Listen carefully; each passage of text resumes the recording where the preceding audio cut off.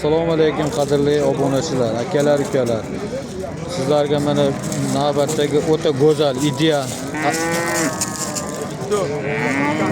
qo'zi qo'chqorimizni mana sizlarga tavsiya qilaman. Akalar, qo'chqor 10 oylik, tish buzmagan.